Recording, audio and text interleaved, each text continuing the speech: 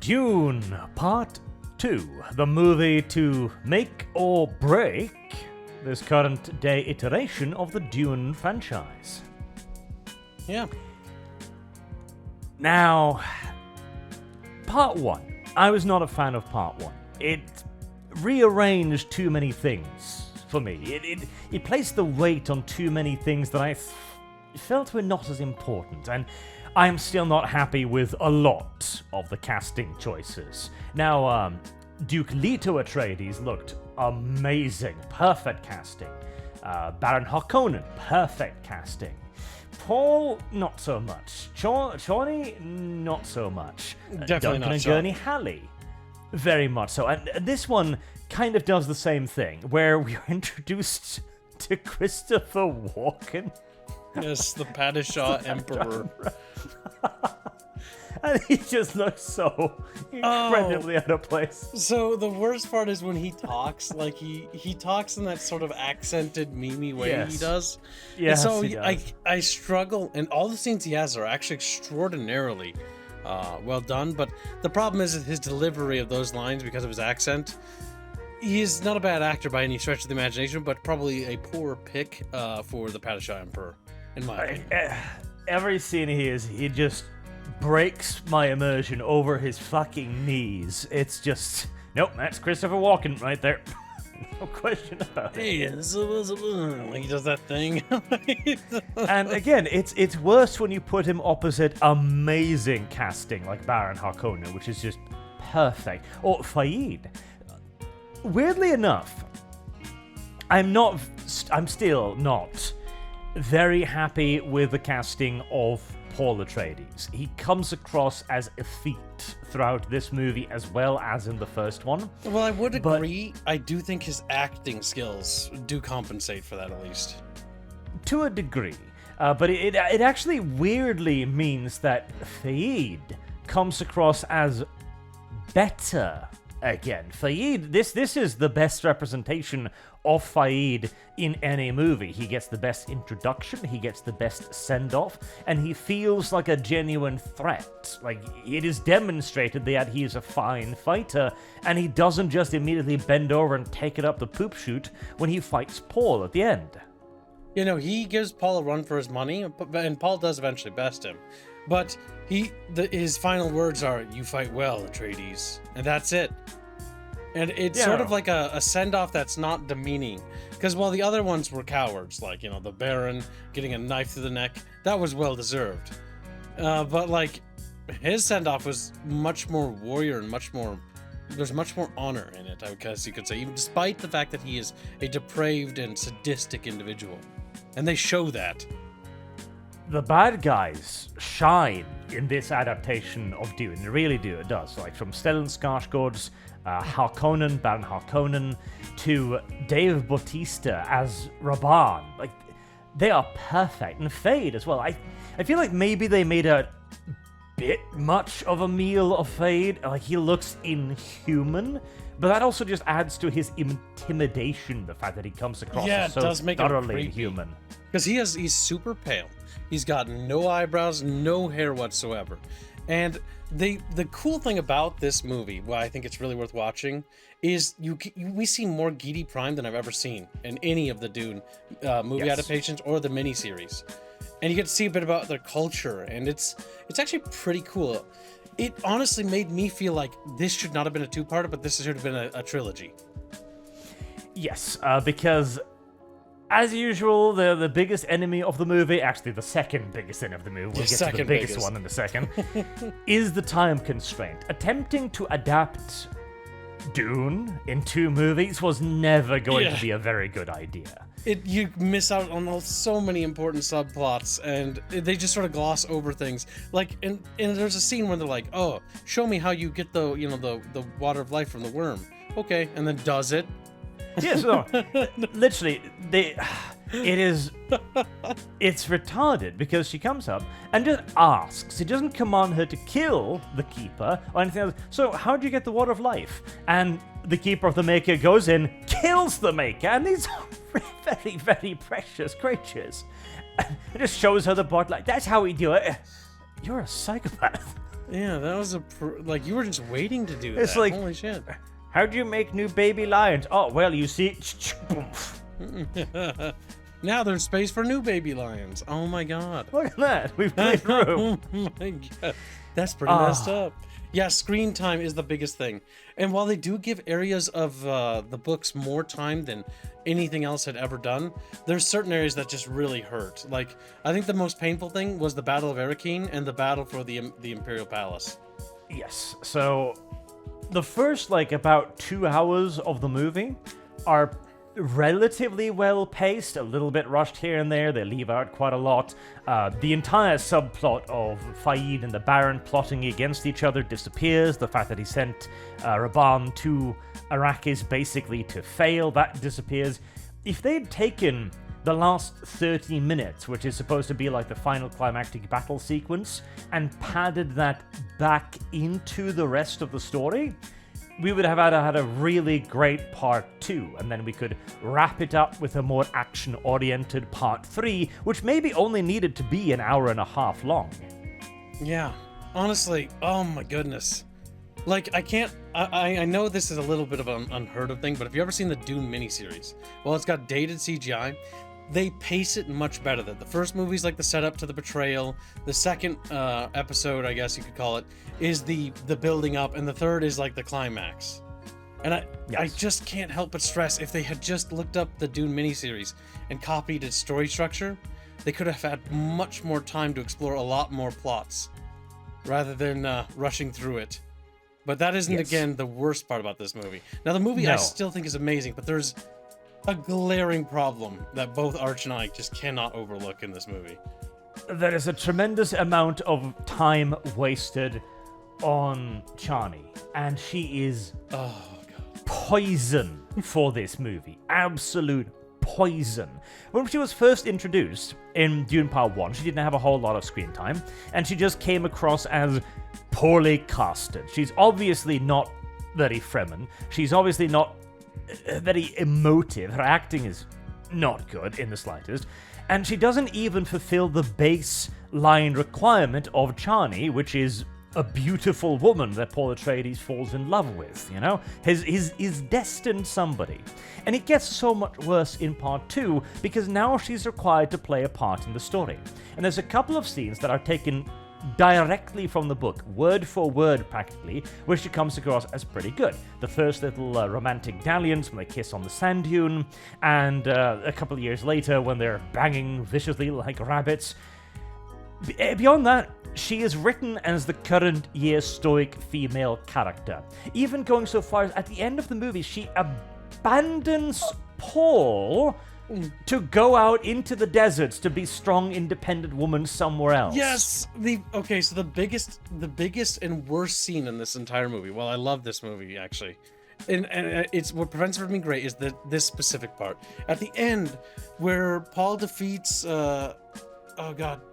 his name Fayed, and takes the Emperor's daughter as his bride.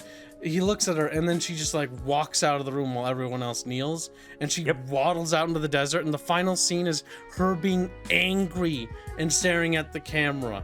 And it's that didn't happen. What the fuck? I like this movie, but what the fuck is this scene? She also ruins the entire thing there, because they also did not introduce the Emperor's daughter as well. She's kind of just dumped into this here, and you're a little bit okay. But she needs to marry Paul, and this is supposed to be her play.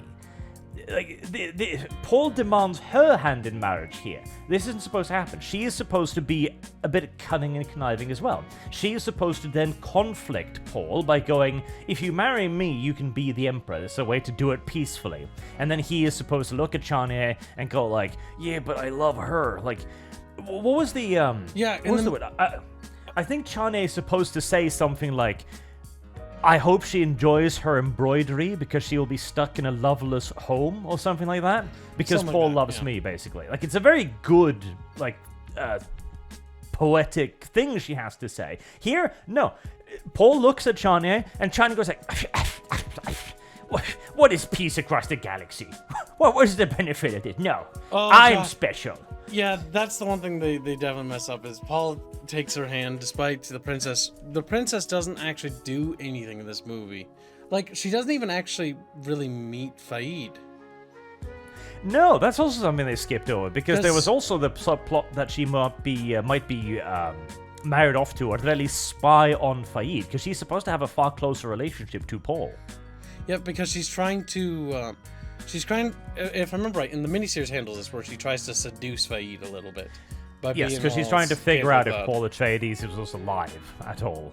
Yep. And that's how she sort of learns stuff. So the princess does not get any screen time here, by and large. And I think that is actually a bit of a shame, because the princess was actually kind of important, like as like one of the B characters in the background.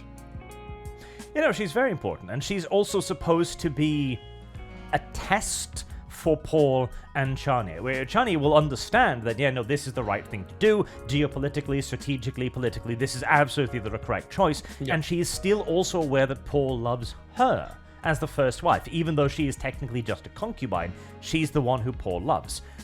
That is kind of supposed to be the setup there, whereas though the true wife really becomes just a concubine. Here, Chani literally storms out of the room. It's like, Yeah, honestly, narratively, I see this as Paul looking at the princess going like, well, I guess I love you now. Yes. literally. Like, are you gonna treat me like shit too? No. I love you. Oh, okay. Well, that's a win. I'm not used to being loved, actually. It's like he has like to be like coddled by her, you know, like. There's also the problem that Chani and Paul just don't have any fucking chemistry either. And part of this is because Chani is not a very good actor. Oh, Chani flips. Oh my god, like a coin. Oh, she yeah, flips. the flipping. She flips like a coin. I made a passing joke while we were watching this movie together, and I was like, God, you really know how she just flips the coin like she's like a real woman. One minute she's happy and loves you, next minute she hates your guts. Again, they take parts from the book directly, where they're in bed and they're like, Paul, I worship you. Like, because they are in a very deep relationship now. Next scene, it's like, Paul, how dare you take power over Arrakis? How dare you? You can't do that. It's my planet. Yeah. And this also is the real problem too, because they try really hard to make Paul into a reluctant hero here. Yep. And this is, I guarantee you, because of the current years. That we can't have the white person showing the black and the brown people what to do. That'd be terrible. And so throughout half of the movie, or more, 75%, he's like, I don't want to take power, Joe. I don't want to take power. And this is not Paul. Like, Paul is a political animal. He was raised as a ducal son. He understands the power politics. He knows he has a goal, revenge. Arrakis, he cares for it, but he is using the Fremen. And he just waffles back and forth about it for about 2 hours before finally, basically Chani going, okay, you're gonna have to take power now. And then he turns to her and goes like, but I thought you didn't want me to. Yeah, well, you're gonna have to. And so he does. He drinks the water of life, almost dies, and then wakes up with Chani nearby and goes like, oh, Chani, look, I did it. I can see the future now. I can finally unite Arrakis, and slap. Right across How dare the you face. do that? How dare you do what I told and then you to? she storms out. Like, Yes. like this movie, and I know we're complaining about Chani, and she is the thing that prevents this from being a great movie. Oh, she is pure poison. It's a good movie, but somebody needs to make a super edit where they take every scene with Chani in it that isn't from the books and cut them out. Yeah, no, she's a terrible, terrible addition. And again, the issue is this is a very strong female character, and they don't exist in universes like this. They are so blatantly not fitting that their actions run contradictory to the entire plot. It is painful. Yeah, beyond that, I thought the movie was pretty good though. Like, you see a lot of the action scenes where they ambush the Harkonnen, and I think they're all pretty cool, like the fight scenes at least. Yes. The cinematography, very solid. Yep.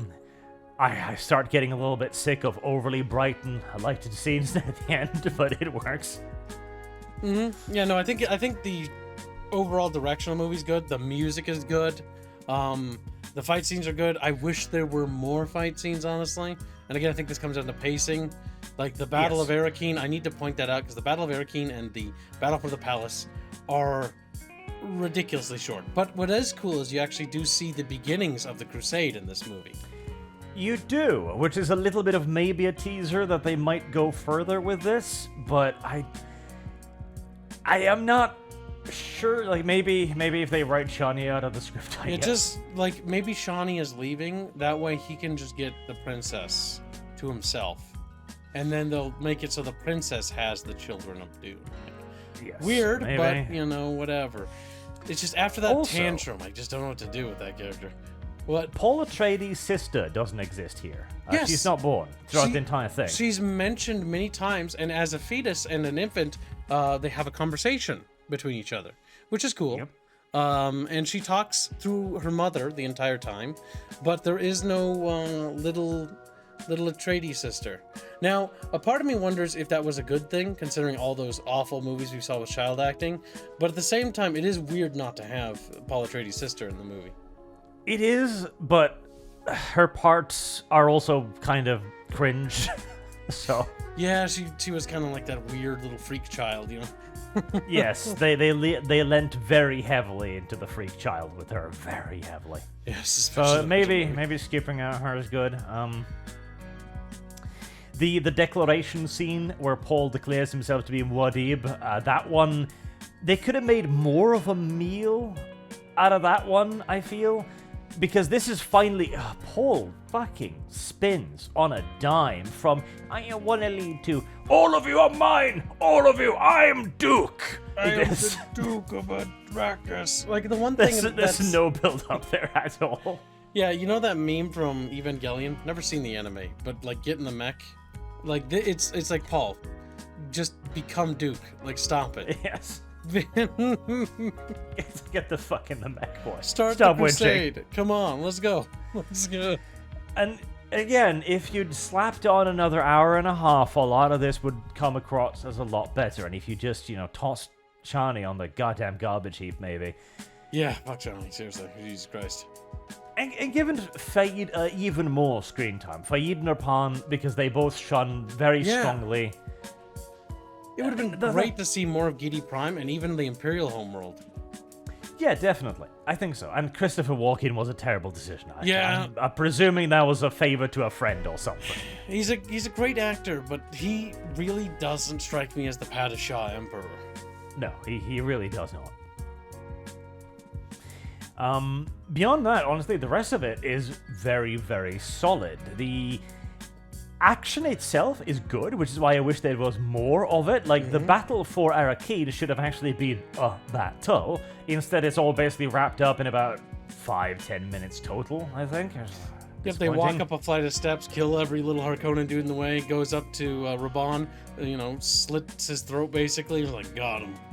Mission They could have made a lot more out of that too. Like, I kind of wish when, Raban put up a bit more of a... I get that he's kind of a bitch, but seriously, just a little bit more.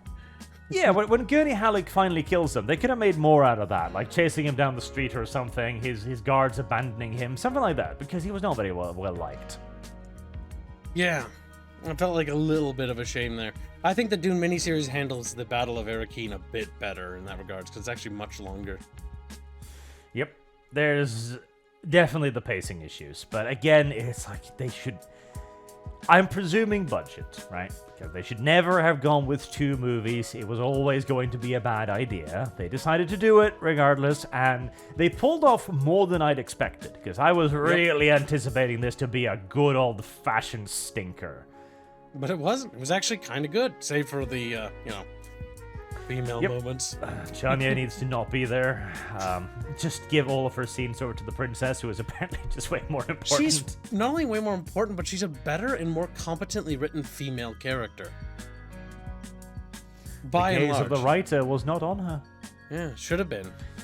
More Gidi Prime, definitely. More of the intrigues and the various nonsense there. In fact, they do it in a bit of a weird way, where they focus the first hour near exclusively on Arrakis, and then they cut to Gidi Prime and focus on that near exclusively for about half an hour or so. Yeah. I think they could have intertwined those two better, and it would also have given more of a feel of Paul's rise to prominence, because it does come across a little bit as, oh, hey, you're some random newbie. You're a little bit cool, but we don't like you very much, too. Wadib!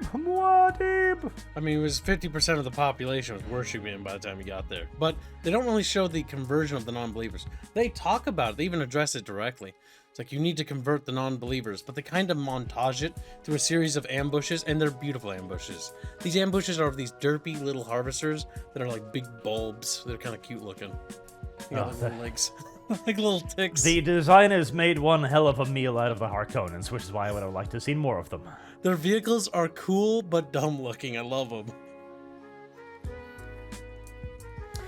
All in all, I still do not think that this really justifies the first movie's flaws and its choices. I don't see how this feeds better into this one. I think there was a much better way to do the first movie. But at the very least, it doesn't sweep the legs under all of it, which is what I was very much so expecting. Yeah, there's a reason to actually watch this for a change. Yep, just close your eyes and go up and have a pee whenever Chani is on screen. Yeah.